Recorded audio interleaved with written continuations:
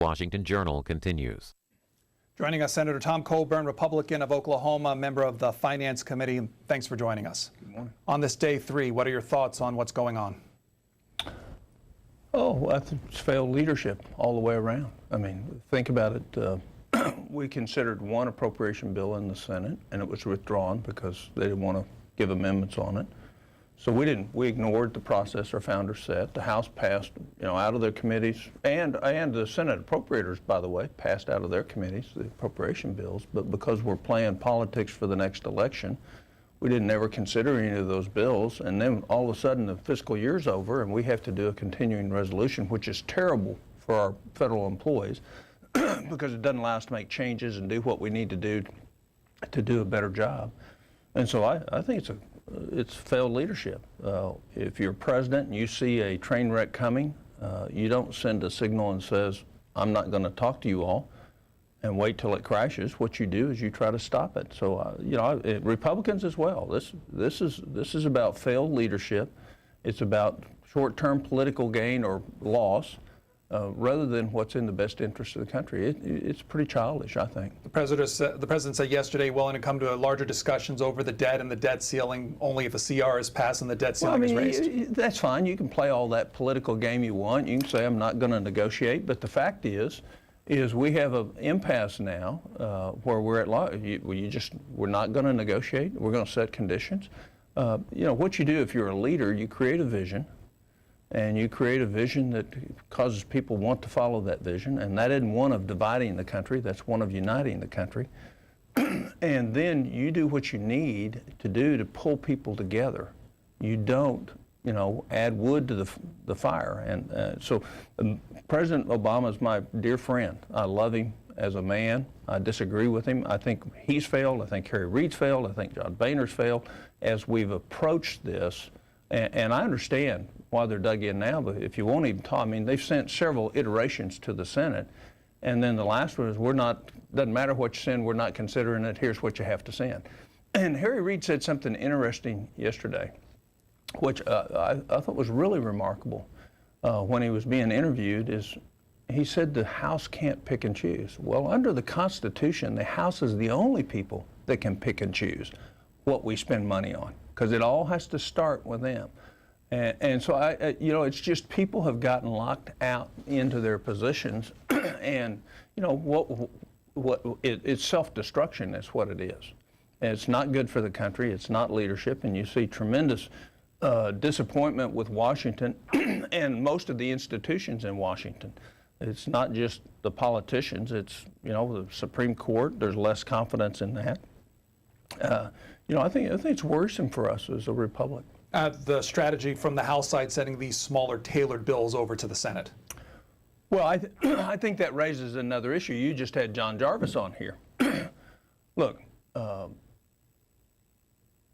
the approach of the administration with this shutdown is totally different than Bill Clinton's.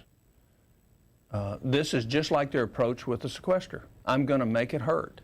And so what you see, he's saying the World War II memorial's open, but there's not a bathroom for them. But the park police have a bathroom, but they won't let the World War II vets use the bathroom.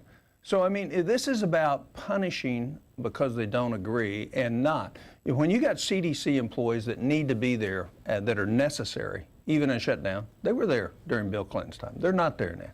You have 70% of our national security apparatus not there. They were there during the Bill Clinton shutdown. So the question is why it's a political game. Why are we doing this? All we're doing is harming ourselves in terms of our response. Put the necessary people out there during it for the country, and then we'll solve the problems. But don't make the problems worse. How can the impasse end? What strategies can be employed? You got to give both sides the ability to save face and come to a position. Nobody's going to yell uncle from these hardened positions. What you have to have is leadership that says, I'm willing to lead. I'm willing to give up something. I'll eat a little crow. Now you eat a little crow, and let's get this solved. So that means Speaker Boehner should pass a clean CR.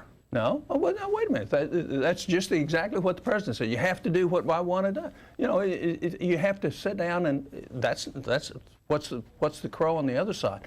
Is it right? The people that are critical. Is it right that the president can illegally eliminate certain aspects of the Affordable Care Act, and then Congress is concerned about and think there ought to be equal treatment for the individuals in this country, and somehow that's wrong. That's not appropriate. When you say this bill isn't going to apply to businesses, 50 employers more, but it's still going to apply to the people who work for the 50 and less, which is the vast majority of workers in this country.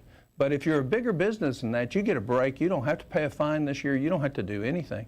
That's innately unfair. Regardless of the politics of it, it's not fair. And to say you want to change that and you're not willing to negotiate about that, even delaying it like they did for the, I mean, you know, I understand things get out of perspective in Washington, but I think what we're seeing right now is harming our country, and it's a display of poor leadership. Our guest with us till 8:15, and he'll take your questions. The numbers will be on your screen. First up is Mary, Reynolds Station, Kentucky, Republican line for Senator Tom Coburn. Good morning, Pedro, and thank you so much for C-SPAN. Like I told the girl, I have learned more on watching you than I ever did through my years of schooling and government and all that good stuff. Now, please don't hang up on me. Give me a minute. I grew up poor. I know what poor is, and we never, ever, ever depended on the government. My dad never went. He went once and tried to apply for subsidies. They said, well, if you own a farm, you ought to be able to raise your own food. Well, that embarrassed my daddy so much, he turned around and walked out. We have 12 children in my family. We have a family of 12. My mother is 96 years old. She's on Social Security. She does not depend on Meals on Wheels, thank you very much. She raises her own cotton picking garden. She lives by herself. We watch over her. She raises her own garden. She cans. She knows how to hand wash. She knows how to scrub clothes on a washboard. I am raised the same way. I am a farmer, okay? I am a lifetime wife. I'm a wife, period. Mother, wife. I've raised my own children. I've taken care of them. I taught them their ABCs. I taught them how to read and write, and I taught them how to get out there and work. So, caller, your question or comment for our guest. Why in the heck can't they understand that for any consequences, there is a punishment? Well, it's, you know, first of all, I'd love to meet her mother. It sounds like quite a lady. You know, you just had a description of somebody who has experienced life in America outside of a learned dependency, which is, there's nothing wrong with helping people, but it's really important not to create dependency and to reward earned success. And I think she describes what was taught to her and probably suffered a little bit more because she didn't have that help, but still learned from it. You know, there's a lot of Americans just like her, feel that way. Jeanette from New York, Democrats line. Yes, good morning.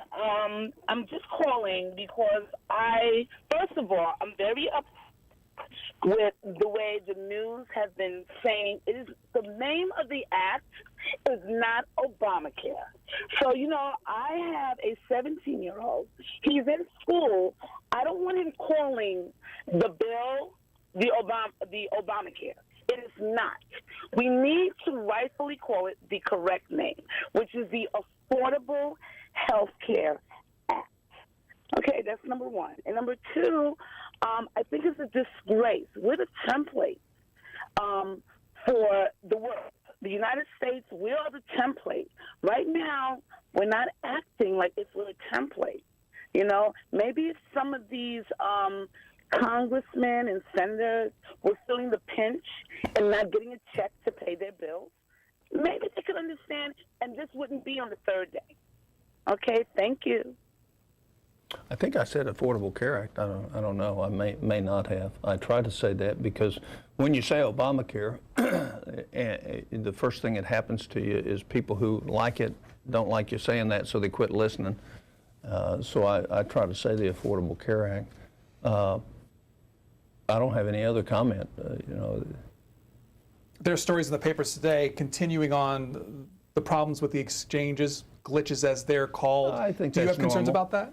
I think it's normal when you're putting together something this big. Look, anytime you put together something this big, you're going to have problems. I don't think those are problems. I think they'll get worked out and they'll get solved at a very high cost to the American people. My problem is with the underlying principles of the bill. And as a physician who's delivered 4,000 babies and practiced 26 years, I know what's going to happen under this. The quality of care and the access that's promised is going to decline. It will happen. Jim from Brownsville, Texas. Brownsville, Tennessee. You're next, independent line. That's okay. We're small and everything, but Obama keeps talking about how that it's law in the Supreme Court, and your person there, I agree with, is that he personally exempted businesses from coming under this for a year, and all the Republicans and independents are asking is that individuals be given the same thing under this law as the big businesses and everything, and that's all they're asking, and nobody's understanding that that's just asking the same for individuals as asking for businesses. Well, I think that's not all that he did. First of all, you don't have to demonstrate that you qualify for a subsidy to get to a subsidy under this. And if you know what I know about our federal subsidy programs, we have about a 30% fraud rate in them. So this is the first 10 years at a minimum is a $2 trillion cost to the country, and if you have 30% on that, that's $600 billion. So we're going to throw away. Plus, in the bill, which most people don't recognize, written in the statute, is if you cheat the government, we put a deal in there saying we can only collect a portion of that back. We can't collect it all back. So if you come and lie about what your income is, and you don't have to prove your income, and we don't know when you're going to have to, but the bill says you have to. The bill says you have to, and the president has waived that. We don't know. We can't come after you to get you to pay it back. So again, solving our health care problems are important. This was a try at it, but I'd make one other point, and it's not original to me. It was made by a writer yesterday, is when you have a bill that's a major change in our country, and it's not bipartisan, you set in motion all sorts of things that aren't necessarily positive. So you had a health care bill that was passed without one Republican vote. Not spitefully, it's because basically didn't agree with the philosophy that got us to where we were going, and also disagreed of extending a broken system now without really changing it. You're going to see consequences to that polarization in our country.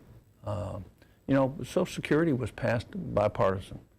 Medicare was passed bipartisan. Big thing. So we chose as a nation from both political spectrums to do something. What you have with the Affordable Care Act is one group of people saying you will do this whether you want to or not, even if you don't agree. And the polling's pretty accurate now. Well over 50% of the people don't agree that this is what we should do. They disagree on how to solve it, but they don't agree that this is what we should do. So I think that's one of the results of passing a purely partisan major change in social network and structure in our country. So there was a Politico on September 27th, there was a story featuring you and leading up to before the action took place, and you said, and it's in the headline, that the GOP would fold like hotcakes on this one. They'll eventually fold because we're not going to keep the government open. I mean, the pain is too great. So the question is do you just take it out and extend it out so there's tremendous pain? Look, I've been through a shutdown before. I was here in 95, 96. In the House? In the House. And you go through all this pain, and then eventually the pain becomes so bad for the country that you have to do something. Or do we compromise now and not wait the 2 or 3 or 4 or 5 weeks that this thing's going to take, given the hardened position? Do you compromise? And does real leadership say, let's bring it to where both people can save face and get something done? To invite the leaders to the White House and then tell them you're not moving, you should have called them. Why waste their time? The fact is we're eventually going to solve this, but it's going to be cost. The cost of this grows every day. But I'm particularly disturbed by how the shutdown is happening. Necessary employees ought to be here, and they're not. And I presume the reason politically is to make this more painful than what it should be. The story today, taking a look at Senator Ted Cruz in Politico, his influence over all this. One of the quotes, this is from a meeting yesterday, saying, and this doesn't quote the senator, but says, it was very evident to everyone in that room that Cruz doesn't have a strategy. He never had a strategy and could never answer a question about what the end game was. What do you think about his influence over all this? Well, I love the fact that his motivations are really pure. I think he really sees this as a problem, and he's trying to respond to what he thinks the people of Texas wanted him to do. I've been quoted all along as I don't think it's an effective strategy because I don't think you can ultimately win it. You cannot defund a law that's in statute. You need 67 votes in the Senate to do that.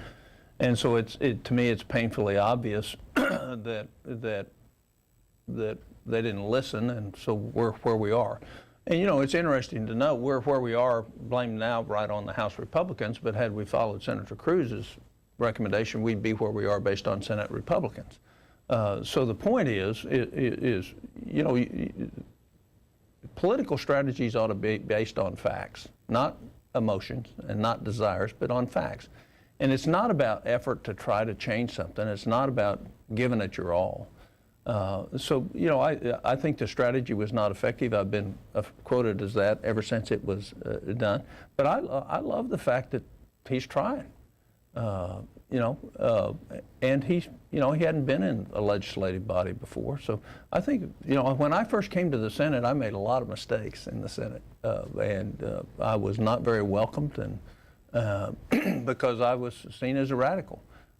So I understand that. I think Michael Lee and his heart, or their hearts are great. They want to try to do the right thing, but the realism is that was a failed strategy from the start. Here's Bunny from Parsons, Kansas, for Senator Tom Coburn. She's on our Republican line. Good morning. It's close to Oklahoma. Good morning. Good morning.